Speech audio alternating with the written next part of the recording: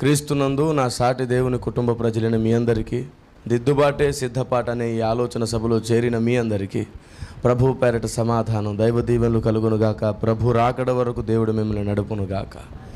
నేరుగా సందేశంలోనికి వెళ్దాం. ఈరోజు సందేశానికి అంశం పరాక్రమశాలి జ్ఞానం. ఈరోజు పరాక్రమమును గూర్చి మాట్లాడుకోవాలనే ప్రేరణ కలిగింది. పరాక్రమము అంటే అర్థం ఏమిటి? దేనికి ఉపయోగపడుతుంది పరాక్రమము? పరాక్రమమైనను శౌర్యమైనను దేనికి ఉపయోగపడుతుందని ఇప్పటి వరకు చరిత్ర చెబుతుంది అంటే, పరాక్రమము శౌర్యము ఉండేది యుద్ధశూరులకు. లేఖనములలో కూడా పరాక్రమమును గూర్చి శౌర్యమును గూర్చి ఒక విషయం రాయబడింది. ఎందుకంటే సంఘానికి పరాక్రమం కావాలి, శౌర్యం కావాలి. ఎందుకు కావాలి అంటే, ఈ సంఘము సైన్యము కాబోతుంది. దేవుని భార్య యుద్ధానికి సిద్ధమవుతుంది. వ్యూహిత సైన్య సమభీకర రూపిణి, టెక్కమును నెత్తినదై భయము పుట్టిస్తుందంట. పరాక్రమము లేకపోతే ఎదుటివాడు భయపడడు. పరాక్రమశాలి ఒక ఆయన ఉన్నాడు. ఆయనను గూర్చిన జ్ఞానం ఒకటి ఉంది. ఆ జ్ఞానం నేర్చుకుంటే సంఘానికి కూడా పరాక్రమం అనేది అలంకరణగా మారుతుంది. Praise the Lord. మీకు తెలుసు కదా, ఈ భూమి మీద మనకు సంపూర్ణత కలిగేది తల మీద ఉంచే అభిషేకం వలనో, కృపావరముల వలనో, అద్భుతాల వలనో కాదు. సంపూర్ణత వచ్చేది ఎలాగా? దేవుని ఆలోచన విధానం మనకు కలిగినప్పుడే మనకు సంపూర్ణత. దేవుని ఆలోచన ఎక్కడుంది? మర్మమై ఉంది.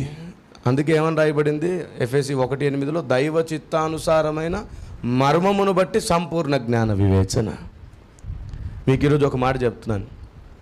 సంఘం ఎంత గొప్పదైనా కావచ్చు, విశ్వాసులు ఎంత గొప్ప వాళ్ళైనా కావచ్చు, ఎంత నీతి, పరిశుద్ధత, యథార్థత కలిగిన వారమైనా కావచ్చు, ఎంతో స్పష్టత కలిగి మనం భక్తి చేస్తున్న వారమైనా, దాన ధర్మాలు చేస్తున్న వారమైనా కావచ్చు, నమ్మి బాప్తిసం పొంది రక్షణ పొంది ఎన్నో సభలు పెట్టి ఆత్మలు రక్షిస్తున్న వారమైనా కావచ్చు, మీరు ఎలాంటి వారైనా సరే ఒక కార్యం కానీ మీ జీవితంలో లేకపోతే ఇదంతా శూన్యమైపోతుంది.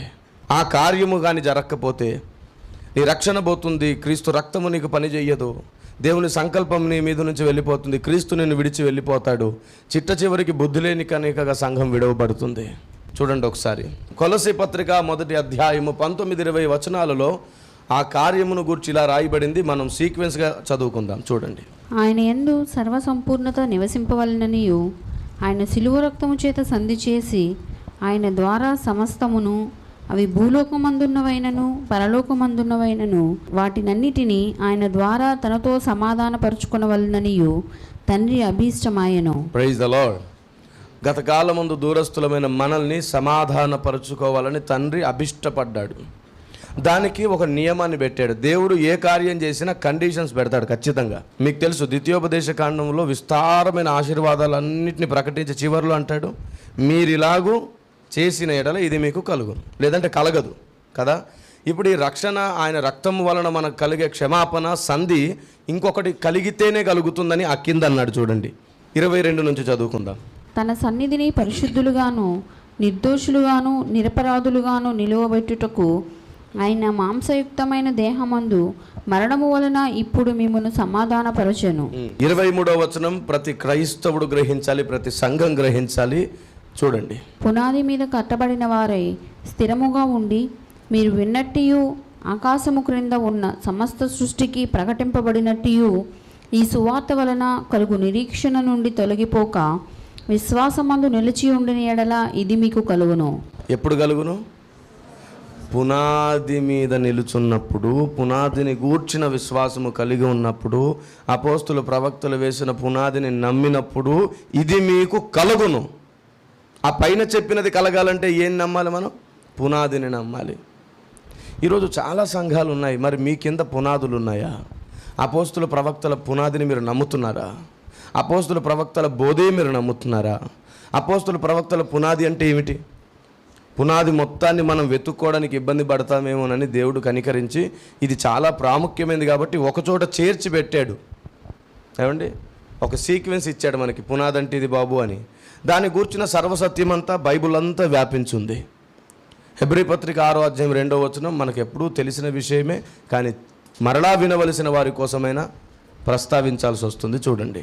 దేవుని యందు విశ్వాసమును బాప్తిస్మములను గూర్చిన బోధయు, హస్త నిక్షేపణమును, మృదుల పునరుద్ధానమును, నిత్యమైన తీర్పును అను పునాది మరల వేయక, క్రీస్తును గూర్చిన మూలోపదేశము మాని సంపూర్ణుల మగుటకు సాగిపోదము.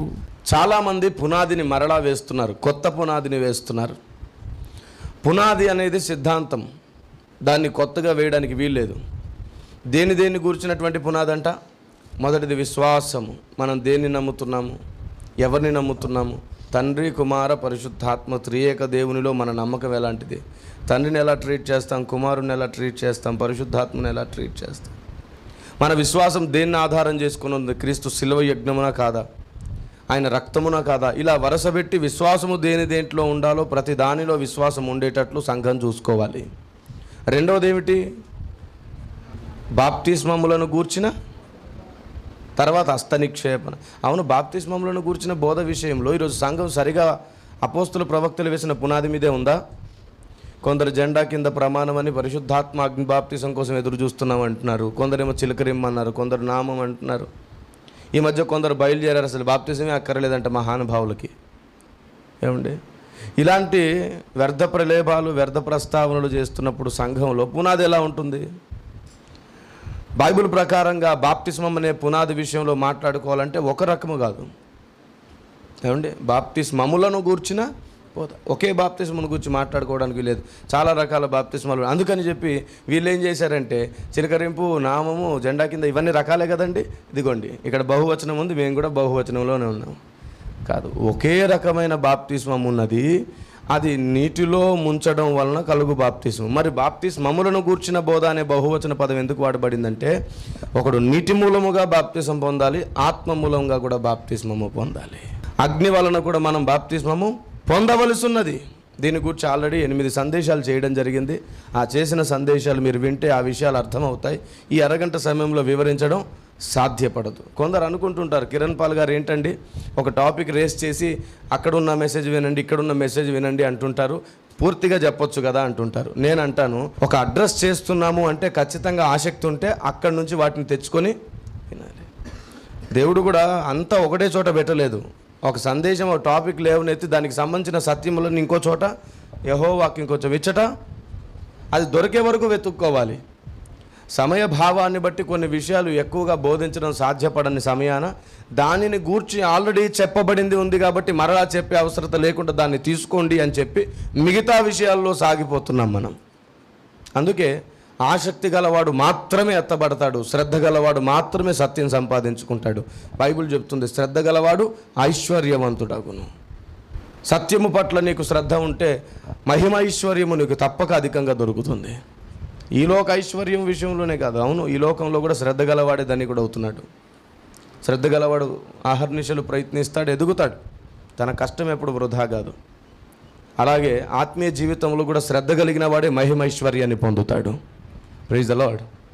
మీ శ్రద్ధకు మీరే పరీక్ష పెట్టుకోండి. అందుకని సందేశములను మేము అడ్రస్ చేసినప్పుడు ఖచ్చితంగా వాటిని పొందుకునే ప్రయత్నం చేయండి. మా కార్యాలయానికి మీరు సంప్రదిస్తే వాటిని గూర్చిన సందేశాలు మీకు CD ద్వారానో, మెమరీ కార్డు ద్వారానో, పెన్ డ్రైవ్ ద్వారానో పంపించడం జరుగుతుంది. ఈ చివరి దినాల్లో మీ ప్రాణం మిమ్మల్ని విడవక ముందే సత్యము మీరు కొనుక్కొని దాచి ఉంచుకొని అలంకరించుకోండి. దేవుడు మీకు తోడయుండును గాక. Praise the Lord. కనుక మెట్టుకు ఒక విషయం అయితే అతి ప్రాముఖ్యం ఏమిటంటే, మనం పునాదిని గూర్చిన విశ్వాసంలో లేకపోతే, సత్య పునాది ఏమిటో తెలుసుకోకుండా బ్రతికితే క్రీస్తు శిలువ యజ్ఞం కూడా మనకి ఇంకా పని చెయ్యదు. అప్పుడే కలుగును. ఇది మీకు కలుగును అంటే ఎప్పుడు కలుగును? ఇది చేసినప్పుడే మీకు కలుగును. అందుకే 23వ వచనం చూడండి ఒకసారి. పునాది మీద కట్టబడిన వారై స్థిరముగా ఉండి, మొదట ఏంటంట, పునాది మీద కట్టబడిన వారై స్థిరముగా ఉండి, మీరు విన్నట్టు ఆకాశము క్రింద సమస్త సృష్టికి ప్రకటింపబడినట్టు ఈ సువార్త వలన కలుగు నిరీక్షణ నుండి తొలగిపోక విశ్వాసమందు నిలిచి ఉండిన ఎడల ఇది మీకు కలుగును. పునాది మీద నిలవబడి ఇదంతా చేయాలి. ఇదంతా చేస్తూ పునాదిని పక్కన పెడితే ఖచ్చితంగా నిందమోపబడుతుంది, రక్షణ పోతుంది, క్రీస్తు రక్తము కూడా పోగొట్టుకునే ప్రమాదం ఉంది. మీకు చాలాసార్లు డౌట్ రావచ్చు, అవును ఇవన్నీ ఇప్పుడు చెప్పుకొని మనం వింటున్నాం కదా, గతకాలం ముందు చనిపోయిన వాళ్ళ పరిస్థితి ఏమిటి? వాళ్ళకి అసలు ఈ విషయమే తెలియదు కదా, అవునా కదా? మీకు ఎప్పుడైనా డౌట్ వచ్చిందా? ఇప్పుడు పునాది అంటున్నాం, ఇప్పుడు సర్వసత్యం అంటున్నాం, పైగా ఇప్పుడు కుమారుని గురించిన మర్మములు ఇప్పుడు నేర్చుకుంటున్నాం కదా. గతకాలం ముందు కొందరు చనిపోయారు అమాయకులు. కేవలం యేసే దేవుడని నమ్మి ఆయన యందు విశ్వాసం ఉంచి రక్షణను మాత్రమే కొనసాగించుకుందామనే భయంతో ప్రతి ఆదివారం మందిరానికి వస్తూ ఇలా ఏదో జీవితాన్ని గడిపేశారు కదా. వారికి పునాది, సిద్ధాంతము, మర్మం ఏం తెలియదు కదా. వారి రక్షణ ఏమైపోయినది? వారికి తెలియదు అన్నారు, అదే ఆన్సర్. వారికి తెలియదు కాబట్టి దేవుడు వారిని కనికరిస్తాడు. ఇప్పుడు మీ ముందుకు వచ్చింది, నమ్మకపోతే అసలు కనికరించాడు. వారికి నమ్ముదామంటే ప్రకటించేవారు ఆ దినాల్లో అందుబాటులో లేరు.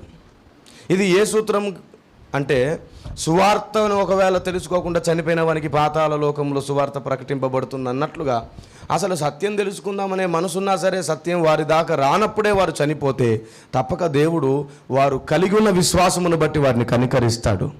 మరి పరలోకంలో వారి స్థాయి ఏమిటి? ఉన్నాయిగా వెంట్రుకలు. అదే స్థాయిలో తమ మట్టుకు తామే రక్షింపబడతారు. తమకేమి తలస్థానమేమి ఇవ్వడు. నియమము నియమమే, ఆయన నియమాన్ని మీరడు. ఏ విషయంలో పక్షపాతం ఆయనకు లేదు. అందరికీ ఒకటే గీత గీస్తాడు ఆయన. శరీరమందు అవయవాలలో కాకపోయినా శరీరము పైన వెంట్రుకల ప్రస్తావన ఎలాగో ఉంది. ఆ అమాయకులను దేవుడు రక్షించుకున్నట్టు కనీసం వారిని అక్కడైనా పెడతాడు. తమ మట్టుకు తాము రక్షింపబడతారు. నా యందు విశ్వాసం ఉంచిన వాడు రక్షింపబడును అన్న వచనాన్ని అప్పుడు నెరవేర్చుకుంటాడు ఆయన. దేవునికి స్తోత్రం కలుగునుగాక. కానీ అవకాశం ఉండి, తెలుసుకునే జ్ఞానం ఉండి, నువ్వు తప్పకుండా తెలుసుకోవాల్సిన అవకాశం ఉన్నా సరే దాన్ని వినియోగించుకోకపోతే తప్పక రక్షణ పోతుంది. నేను మరలా చెప్తున్నాను, ఇది కఠినమైనటువంటి హెచ్చరిక. క్రీస్తు రక్తం అప్పుడు మీకు పని చెయ్యదు. బుద్ధి లేని కన్యకలు అలాగే విడవబడబోతున్నారు, మీరు చూస్తారు. ఇప్పుడు నేను చెప్పిందే మరలా దేవుడు న్యాయపీఠం ముందు ఎత్తి మాట్లాడతాడు. ఈ కారణం చేతనే మీ రక్షణ పోగొట్టుకున్నారని బుద్ధి లేని కన్యకలను దేవుడే వేలెత్తి చూపడం మీరు చూస్తారు. ఎందుకంటే అపోస్తలుడైన పౌలు ఇక్కడ మరలా ప్రకటిస్తున్నాడు, ఇది మీకు కలుగును, ఇది జరిగితేనే అది మీకు కలుగును, లేదంటే కలగదు. దేవుని వాక్యాన్ని చాలా జాగ్రత్తగా చదవాలి. చాలామంది బైబిల్ని చదివేటప్పుడు కాళ్ళ మీద కాళ్ళు వేసుకొని చదువుతూ ఉంటారు, లేదంటే పడుకొని చదువుతూ ఉంటారు. ఏమంటే బైబిల్ని మనం వ్యక్తిగతంగా మన గదిలో ఉండి చదవడానికి ముందు కనీసం ఒక అరగంట ప్రార్థన చేసుకోవాలి. తల మీద దేవుని ప్రభావాన్ని అడగాలి. ఈ బుర్రలో ఉన్న సొంత ఆలోచన సమాధి చేసే ప్రార్థన చేయాలి. దేవా, నా అభిప్రాయాలని పక్కన పెట్టి నేను వాక్యం ధ్యానించాలనుకుంటున్నాను, నాకు ఆలోచన చెప్పని అడగాలి. నిజంగా మీరు మొరపెడితే, నిజముగా మొరపెట్టువారికి ఆయన తప్పక ప్రత్యక్షత కలుగుతుంది. Praise the Lord. నేను ఒకటి చెప్తాను, బైబిల్ని మీరు చదివితే మీకు అర్థం కాకూడదు. చాలా తప్పుడు విధానం. పరిశుద్ధాత్ముడు నాతో చెప్పాడు, ఆ చెప్పిందే మీకు చెప్తున్నా, కొటేషన్గా రాసుకోండి. ఒక భక్తునికి, ఒక విశ్వాసికి ఏమండి బైబిల్ చదివితే అర్థం కాకూడదు, బైబిల్ మాట్లాడితే అర్థం కావాలి. Praise the lord. ఏమన్నాను నేను? బైబిల్ చదివితే అర్థమైతే అది నీ సొంత తెలివే. కానీ బైబిలే మాట్లాడితే నువ్వు గ్రహించగలిగావంటే అది తప్పకుండా దైవ ప్రత్యక్షత. ఇక్కడ కూడా నేను దేవునికే ఘనతనివ్వాలనుకుంటున్నాను. మనము ఏది అర్థం చేసుకోలేము, అంత బలహీనులం. దేవుడు ప్రత్యక్షత ఇస్తే మనకు అర్థమైపోతుంది. ఇక్కడ కూడా దేవుడు ఇస్తున్నది ఏదైనా, మన తెలివి ఏమీ లేదు, మన మస్తిష్కంలో అంత శ్రేష్టత ఏమీ లేదు. ఆల్రెడీ చెడిపోయింది. ఆదాము తర్వాత అంతా మానవుని హృదయం కేవలం ఎల్లప్పుడూ చెడ్డదైపోయింది. దీంట్లోంచి మంచిది ఏది రాదు. నజరేతులోంచి మంచిది ఏదైనా వచ్చునా అన్నాడు, వచ్చాడు కదా. దీంట్లో కూడా మంచిది ఏది రాదు అనేది నిజమే, కానీ ప్రత్యక్షత మనసులోకి వచ్చినప్పుడు ఇది మంచిది వచ్చేస్తుంది ఇందులోంచి. అది క్రీస్తు జ్ఞానం. క్రీస్తును నేర్చుకోవాలి. దేవుడు కొలసి పత్రిక చదువుతున్నప్పుడు, కిరణ్ నీతో ఒకటి చెప్పాలిరా అన్నాడు. చెప్పండి తండ్రి అన్నాను. అప్పుడు ఆయన మాట్లాడితే ఉన్నారంటే, ఈ ప్రస్తావన ముందు పెట్టి, బైబిల్ నువ్వు చదివితే నీకు ప్రయోజనం లేదు. బైబిల్ నువ్వు చదివి అర్థం చేసుకుంటే అది శూన్యం. చాలామంది అలాగే చదివి అర్థం చేసుకుంటున్నారు, పండితులు అయ్యారు, స్కాలర్స్ అయ్యారు. వాళ్ళు అలాగే చదివి అర్థం చేసుకుని నా జ్ఞానాన్ని వారు పొందలేకపోతున్నారు. బైబిల్ నువ్వు చదివితే కాదు నీకు జ్ఞానం కలిగేది, బైబిల్ నీతో మాట్లాడాలి, అప్పుడే నీకు నా ప్రత్యక్షత, నా జ్ఞానం కలుగుతుందన్నాడు. ఎప్పుడు బైబిల్ మాట్లాడుతుందంటే, అయ్యా నీ ధర్మశాస్త్రమందు ఆశ్చర్యమైన సంగతులు చూచినట్లు నా కన్నులు తెరవని నువ్వు మొరపెడతావు చూసావు, ఆ తర్వాత మాట్లాడుతుంది. అప్పుడు నీకు బైబిలే మాట్లాడుతున్నట్లు అనిపించేటట్లు చేస్తాడు ఆయన. నిజంగానే విశ్వసిస్తావు, నువ్వు బైబిల్ మాట్లాడడం నువ్వు చూస్తావు. Praise the Lord. దేవుడు ఈ భూమి మీద వివాదాస్పదంగా ఉండడానికి కారణం ఫిల్టరేషన్ అని చెప్పాను నేను.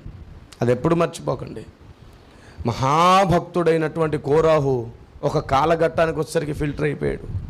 మహాభక్తుడైన బిలాము ఇంకో కాలఘట్టానికి వచ్చేసరికి ఫిల్టర్ అయిపోయాడు. ఈ భక్తులందరూ ఎలా ఫిల్టర్ అయ్యారండి? వాళ్ళ ప్రవక్తలు, మహోన్నతుని విద్య నెరిగిన వాడేమో బిలాము, తమ తరములో పేరు పొందిన వాడేమో కోరాహు. ఇశ్రాయేలు జనాంగంలో పేరు పొందాలంటే అది ఆషామాషి విషయం కాదు. అలాంటి భక్త శ్రేష్ఠులు ఎట్లా భ్రష్టులయ్యారు? వివాదాన్ని వారు జీర్ణించుకోలేకపోయారు, వివాదాన్ని అర్థం చేసుకోలేకపోయారు. వివాదములను అర్థం చేసుకొని కూడా ఎదుటున్న వాడిని క్రీస్తు యేసు వలె, దేవదూత వలె చూసిన రోజున నువ్వు సంపూర్ణతలోనికి సాగుతావు. ఎందుకంటే సంపూర్ణతలోనికి వెళ్ళడానికి ముందు కలిగేదే వివాదం. Praise the lord. పౌలు భక్తుని దగ్గర చాలా వివాదం ఉంది. అరే ఏంటి ఇలా చేస్తున్నాడు, ఏంటి నా శరీరంలో ఎంత బలహీనతుంది అనుకోవడానికి. కానీ వారు అది చూడలేదంట. ఆయన శరీరంలో అది ఉంటే ఆయన అప్పగించుకుంటాడు దేవునికి. నేను సంపూర్ణతలోనికి వెళ్ళాలి కాబట్టి ముందు నాకు కావాలి. ఆయన నోటి నుంచి దేవుడు ఇచ్చే సత్యం. సంఘానికి ప్రస్తుతం ఈ మంచి లక్షణం లేదు. క్రైస్తవ సమాజానికి ఈ లక్షణం కలిగించే బాధ్యత దేవుడు మనకిచ్చాడు. Praise the lord. ఇప్పుడు పరాక్రమం ఎలా కలుగుతుంది? దేవుడు స్థాపించిన బోధ స్పష్టంగా మనకు అర్థమైన రోజున మనం పరాక్రమశాలులం అవుతాం. ఎందుకంటే ఆ బోధను నెరవేర్చుటకు, స్థాపించుటకు మనం చేయవలసిన కార్యమే యుద్ధము. యుద్ధము చేయబోతున్నాం మనం. బోధ నిమిత్తం ఏం చేయాలి? ఎవరితో చేయాలి? మనుషుల్ని కత్తులతో పొడిచి చేస్తారా? కాదు. ఇది ఆలోచన యుద్ధం. The war of Carmel ministries అనేది ఐడియాలజికల్ వార్. ఇది దేవుని ఆలోచన ప్రపంచంలో ప్రతి మానవుణ్ణి జొప్పించి చేర్చాలనే ప్రయత్నంగా చేస్తున్న యుద్ధం ఇది. పరాక్రమశాలి ఆయన చేసేదే యుద్ధం, శూరుడు చేసేదే యుద్ధం. చూద్దాం ఒకసారి. మీ పరిశుద్ధ గ్రంథాలు తెరిచి 45వ కీర్తన 3వ వచనం చూడండి. సూర్యుడా, నీ కత్తి మొలను కట్టుకొనుము, నీ తేజస్సును నీ ప్రభావమును ధరించుకునుము. అవును, ఈ సూర్యుడు ఏం చేస్తాడండి? కత్తి పట్టుకున్నాడంట. ఏం చేద్దామని కత్తి పట్టుకున్నాడు? తేజస్సును ప్రభావమును కూడా ధరించుకున్నాడంట. ఈ సూర్యుడు చేసే పని ఏమిటి? ఈ సూర్యుడు కేవలం ఓ సైనికుడు కాదు, ఈ సూర్యుడు ఓ మహారాజు అంట. మొదటి వచనం చూడండి. ఒక దివ్యమైన సంగతితో నా హృదయము బహుగా ఉప్పొంగుచున్నది. నేను రాజును గూర్చి రచించిన దానిని పలికెదను. నా నాలుక త్వరగా వ్రాయువాని కలము వలెనున్నది. దేవునికి స్తోత్రం కలుగునుగాక. ఇప్పుడు చెప్పండి, ఈ సూర్యుడు ఎవరు? ఒక రాజు. అవును, ఈయన పేరేమిటి? రాజుకు పేరు ఉండాలి కదా. ఈయన పేరేంటో చూద్దాం. కీర్తనల గ్రంథంలోనే చూడండి. మీ పరిశుద్ధ గ్రంథాలు తెలిసి 24వ కీర్తన 8వ మాట. మహిమగల ఈ రాజు ఎవడు? బలశౌర్యములు గల యెహోవా, యుద్ధశూరుడైన యెహోవా. దేవునికి మహిమ కలుగునుగాక. హల్లెలూయా. ఎవరంట? బలశూరుడైన యెహోవా. ఆయనే యుద్ధశూరుడు, ఆయనే పరాక్రమశాలి. అవును, దేనికోసం బయలుదేరాడు ఈయన? కత్తి పట్టుకున్నాడు, ఓకే. దేనికోసం బయలుదేరాడు? తేజస్సును మహిమను వేసుకుని. 45వ కీర్తన చూడండి మీరందరూ. 4వ వచనం చూడండి. సత్యమును వినయముతో కూడిన నీతిని స్థాపించుటకు నీ ప్రభావమును ధరించుకుని వాహనమెక్కి బయలుదేరుము. దేనికోసం బయలుదేరాడంట? సత్యమును వినయముతో కూడిన నీతిని స్థాపించడానికి బయలుదేరాడు. అవును, సత్యం స్థాపించడానికి ఖడ్గం ఎందుకు వచ్చింది మధ్యలో? సత్యం స్థాపించాలంటే కావాల్సింది ఏమిటి? జ్ఞానము, తెలివి, ప్రత్యక్షత. మరి ఈయనేంటండి కత్తి పట్టుకొని యుద్ధానికి బయలుదేరాడు, వాహనం ఎక్కి బయలుదేరాడు, పరాక్రమశాలిగా యుద్ధ ఉపకరణములన్నింటినీ ధరించుకొని బయలుదేరాడు. ఎక్కడికి వెళ్తున్నాడు? సత్యం స్థాపించడానికంట. అవును, కత్తి పట్టుకొని యుద్ధానికి బయలుదేరినటువంటి ఆ శూరుడు యుద్ధ రణరంగ భూమిలో అడుగుపెట్టేశాడు. ఏమండి, మీకు గుర్తే ఉండాలి, ఒక ఆయన అన్నాడు భూమి మీదకి వచ్చి, నేను సత్యము నిమిత్తము సాక్ష్యమిచ్చుటకే పుట్టి తిని, ఇందు నిమిత్తమే వచ్చి తిని. ఎక్కడ బయలుదేరొచ్చాడు? అక్కడ బయలుదేరాడు. రాజుగా ఉన్న వ్యక్తి శూరుడై ఖడ్గము పట్టుకొని అక్కడ బయలుదేరి ఇక్కడ పుట్టాడు. క్రీస్తు జన్మించడానికి అత్యంత ప్రాముఖ్యమైన కారణాలలో ఒక కారణం ఏమిటి? సత్యము వినయము స్థాపించుటకు కదా. నీతిని న్యాయమును స్థాపించుటకు, వినయముతో కూడిన నీతి న్యాయములు స్థాపిస్తాడు ఆయన. దేవునికి స్తోత్రం కలుగునుగాక. అంటే సత్యము స్థాపించడానికి ఖచ్చితంగా ఏం చేయాల్సి వస్తుంది? పోరాటం చేయాల్సి వస్తుంది. యూదాపత్రిక 3వ వచనం మనందరికీ చాలా స్పష్టమైన వచనం, బాగా తెలిసిన వచనం కదా. ప్రియులారా, మీకందరికీ కలిగెడు రక్షణను గూర్చి మీకు వ్రాయవలనని విశేష ఆసక్తి గలవాడనై ప్రయత్నపడుచుండగా పరిశుద్ధులకు ఒక్కసారి అప్పగింపబడిన బోధ నిమిత్తం మీరు పోరాడవలనని మిమ్మల్ని వేడుకొనుచు మీకు వ్రాయవలసి వచ్చాను.